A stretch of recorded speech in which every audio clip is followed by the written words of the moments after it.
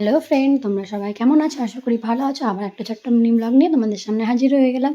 তো কালকে বিকালবেলা খুব ইচ্ছে করছিল মায়ের কাছে যাওয়ার জন্য। ওই জন্য দেখো মায়ের কাছে চলে এসেছি। আর আমি এসে এতটা মনে শান্তি পেয়েছি, তোমাদেরকে কি বলবো। আর খুব ভালো লাগছিল।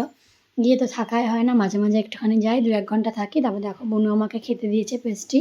তো বসে বসে খাচ্ছিলাম আর মায়ের সাথে গল্প করছিলাম। মা সামনে বসেছিল। তো দুজনে অনেক গল্প করছিলাম। মনে হচ্ছিল যে কতদিন দেখিনি মাকে, যার জন্য এত কথা জমে আছে। ঠিক আছে, তো সেইগুলোই করছিলাম দুজনে মিলে। তারপরে মা বলছিল থাকতে, তো আমি ছেলের জন্য থাকতে পারি না, জানো তো। আমার ছেলে গরমে খুব কষ্ট হয়।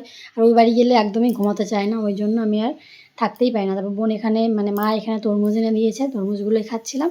আর দেখো আমার ছেলে গিয়ে কত খুশি। তারপরে বাড়িতে গিয়ে শুধু খেয়েই যাচ্ছি। তারপর বোন আবার মুড়ি মাখিয়ে দিল। আর এত টেস্টি হয়েছিল মুড়ি মাখা। থ্যাংক ইউ বোনু, এত সুন্দর মুড়ি মাখিয়ে দেওয়ার জন্য।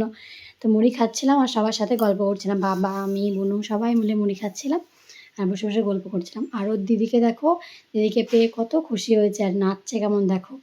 এত খুশি হয়েছে, দুজনে মিলে এত খেলা করছে। তো বাবা এখানে রেডি হচ্ছে যাওয়ার জন্য, কলকাতায় যাওয়ার জন্য। আর ওর দিদিনের কোলে উঠেছে বলে দেখো দিদিকে নামিয়ে দিচ্ছে দেখো কেমন করে। তো সব কিছুই করে সব কিছুর মধ্যে দিয়ে কাটিয়ে সুন্দর একটা দিন কাটিয়ে বাড়ি চলে আসলাম। টাটা।